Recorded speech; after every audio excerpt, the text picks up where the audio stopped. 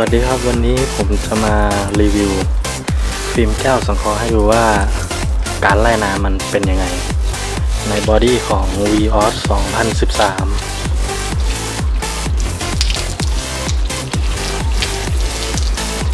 นี่คือฟิล์มแก้วสังเคราะห์นะครับ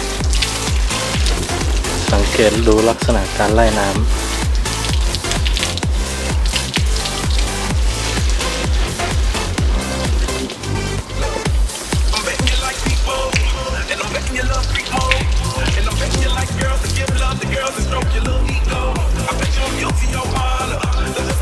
ทีนี้เราจะมาดูแก้วแท้บ้างการไล่น้ำ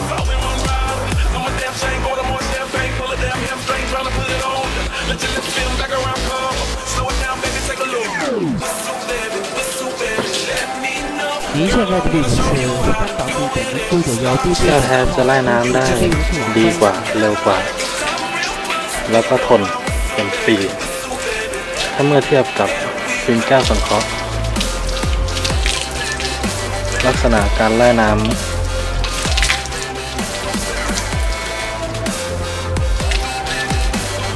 พวกนี้จะทนกว่าแบล็คปกติทั่วไปครับเหมาะสำหรับหน้าฝน